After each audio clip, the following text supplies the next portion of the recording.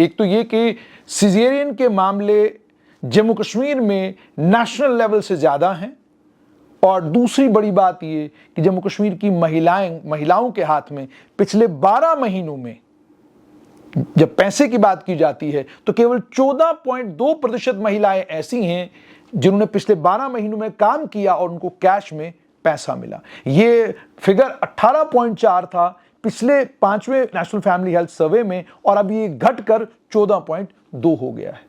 हालांकि महिलाओं के सेविंग बैंक अकाउंट जो हैं वो बड़े हैं, वो लगभग 93% के करीब हो गए। 93% महिलाओं के सेविंग बैंक के खाते खुले हैं और 76.9% 76.9% महिलाओं के हाथ में मोबाइल भी है। मगर उसके साथ में दूसरी खबर जो महिलाओं के लिए बिल्कुल अच्छी नहीं है वो ये है कि ओबेसिटी के मामले, वो मोटापा जो आने वाले वक्त में बीमारी की शक्ल ले सकता है, वो भी बढ़ रहा है। और बढ़ किस पेस पर रहा है वो जरा नेशनल फैमिली हेल्थ सर्वे क्या कहता है, ध्यान से सुनिएगा। नेशनल फैमिली हेल्थ सर्वे ये कहता है कि नेशनल लेवल पर मर्दों में मोटापा ओबेसिटी 27.3% के करीब मर्द ओबेस हैं, और ये 5% की बढ़ोतरी हुई है 5वें फैमिली हेल्थ सर्वे के कंपैरेटिवली। और महिलाओं में 6% बढ़ोतरी हुई है। 24% पर था ये नंबर 2019 से 2021 के पिछले नेशनल फैमिली हेल्थ सर्वे में, और अब ये नंबर 30.7 के करीब चला गया है। मर्दों का जहां तक ताल्लुक है जम्मू कश्मीर के, तो जम्मू कश्मीर के मर्दों की सेहत बेहतर हुई है। 31.7% जम्मू कश्मीर के मर्द मोटापे का शिकार थे 2019 से 21 के बीच में, और अब जो नेशनल फैमिली हेल्थ सर्वे 6 हुआ है इसमें 27.1% मर्द जो हैं मोटापे का शिकार हैं, यानी 4% की कमी आई है। वहीं दूसरी तरफ महिलाओं के लिए खबर अच्छी नहीं है।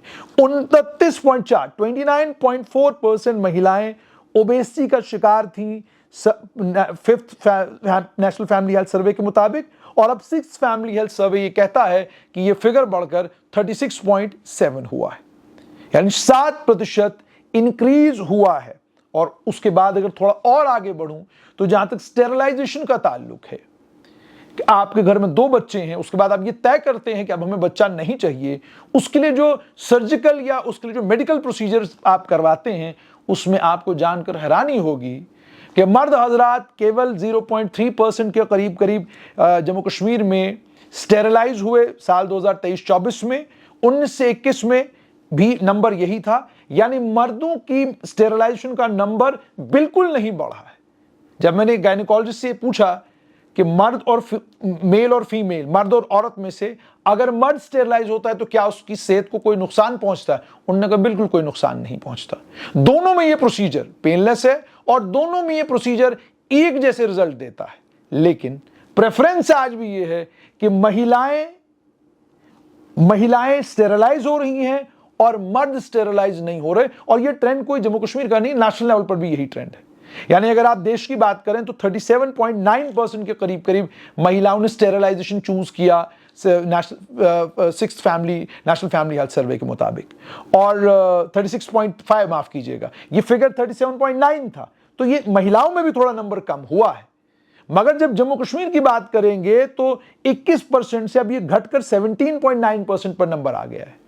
यानी यहां पर भी जो फीमेल स्टेरिलाइजेशन था वो लगभग 21% के करीब था 5th national family health survey के मुताबिक, लेकिन अब ये 17.9% है। लेकिन जब आप मेल की बात करते हैं तो केवल 0.3% है। आप जब 0.3% देखते हैं, 0.3 और 17 इतनी बड़ी खला है, इतनी बड़ी खलीज है। क्या कारण है इसका? क्या गायनेकोलॉजिस्ट जिस वक्त उनके पास मर्द और औरत दोनों आते हैं, क्या दोनों को नहीं बताते कि भाई दोनों के लिए बेनिफिशियल है, कोई नुकसान दोनों को इसमें होने वाला नहीं है? और प्रेफरेंस ही क्यों महिलाओं को है? जब मैंने डॉक्टर से जानने की कोशिश की तो उन्होंने मुझे कहा टारगेट्स दिए जाते हैं गायनेकोलॉजिस्टों को कि भाई जितना ज्यादा आप स्टेरिलाइज करवाएंगे उतना अच्छा। तो मर्द को तो कन्विंस कर नहीं पाते, वो जिस वक्त महिला का बच्चा पैदा होता है उसी वक्त उसको कन्विंस कर लेते हैं कि आपके तो 2 बच्चे हो गए, अब आप स्टेरिलाइज कर लीजिए, जबकि होना ऐसा नहीं चाहिए। समाज में अगर मर्द और औरत एक गाड़ी के 2 पहिए हैं तो फिर औरतों को ही दिक्कतें और परेशानियां झेलने की जरूरत क्या है? मर्द हजरात को आखिरकार इसमें परेशानी क्या है? पूछिए गायनिकोलॉजिस्टों से, पूछिए डॉक्टरों से कि क्या कोई परेशानी है, मर्द को क्या कोई दिक्कत या परेशानी का सामना करना पड़ता स्टेरिलाइजेशन की वजह से, और क्या औरतों को नहीं करना पड़ता। आप गायनिकोलॉजिस्टों से पूछिए, डॉक्टर से पूछिए, बच्चे को पैदा करते वक्त कितनी सारी दिक्कतों का सामना एक औरत को करना पड़ता है, कितनी सारी बीमारियां जो है उसके साथ जुड़ जाती हैं उस एक चाइल्ड बर्थ के बाद। माफ कीजिएगा, मतलब मैं कोई डॉक्टर नहीं हूं, बट मैं वो सब कुछ बता रहा हूं जो डॉक्टर्स से बात करके, कुछ थोड़ा बहुत लिटरेचर पढ़ के, because I trust a little bit of literature, largely मैं डॉक्टर्स से पूछता हूं, और कुछ जो आपके इर्द गिर्द में गिरदोनवा में लोग होते हैं, आप उनसे बात करते हैं। आप आईवीएफ देख लीजिए, उसमें कितनी सारी दवाइयां जो है वो एडमिनिस्टर की जाती हैं एक औरत को, एक बच्ची को, वो सारी दिक्कतों का उसको सामना करना पड़ा एक चाइल्ड बर्थ के लिए, और कितने सारे फिजिकल चेंजेस उसमें आ जाते हैं, चाहे सी सेक्शन से बच्चा पैदा करे, चाहे नॉर्मल डिलीवरी हो। ये मैं नहीं, ये डॉक्टर्स बताते हैं। तो इसलिए समाज को भी इस बात पर गहराई के साथ सोचना चाहिए कि सारा बोझ औरतों के कांधों पे क्यों, कुछ बोझ हम मर्द हजरात भी ले लेना।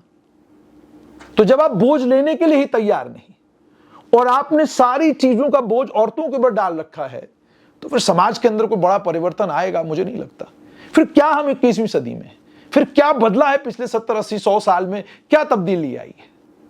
कोई मुझे नहीं लगता कोई बड़ी तब्दीली आई है। जब आप एदाद शुमार देखते हैं आप डर जाते हैं, क्यों ओबेसिटी के मामले महिलाओं में बढ़ रहे हैं, 29% से 36% क्यों हो रहा है, और क्यों ये बात है कि महिलाओं के हाथ में पैसा नहीं है? क्या बात है, मतलब कुछ परेशानी तो, कुछ दिक्कत तो है कहीं पर। बांग्लादेश ने नोबेल प्राइज अगर लिया तो क्यों लिया? वहां के बैंकर ने देखा कि औरतों को अगर हम पैसा हाथ में देते हैं तो वो पैसे का समझदारी के साथ इस्तेमाल करती हैं। उन्होंने छोटे छोटे उनके क्लस्टर बनवाए, उनको लोन दिए, और कमाल की तब्दीली जो है वो बांग्लादेश के समाज में देखने को मिली। इकोनॉमिकली वाइब्रेंट बनाया बांग्लादेश को, कैसे? महिलाओं को एम्पावर करके। तो ये दुनिया के अलग अलग देशों में देखिए कि किस तरीके से महिलाओं को एम्पावर करने का काम हो रहा है। पर वर्ल्ड लेवल एक बात तो है, ये स्टेरिलाइजेशन के मामले में खास तौर पर प्रेफरेबली महिला, पुरुष नहीं जी।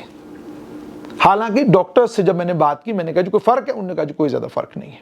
तो ये basically 5th national family health survey ने जो पिक्चर पेंट की है महिलाओं के स्वास्थ्य को लेकर, वो कोई ज्यादा खुशाइन नहीं है। जम्मू कश्मीर के मामले में ओबेसिटी के मामला बढ़ रहे हैं, ब्लड प्रेशर इंक्रीज के मामला बढ़ रहे हैं, दिल के अमराज में मुब्तला हो रही हैं महिलाएं, कैंसर के जो इंसिडेंट्स हैं, कैंसर के जो केसेस हैं महिलाओं में, उनका नंबर भी आहिस्ता आहिस्ता जो है बढ़ना शुरू हो गया। हालांकि अभी भी मर्दों के कंपैरेटिवली में नंबर नेग्लिजिबल है, लेकिन बढ़ना शुरू हुआ है।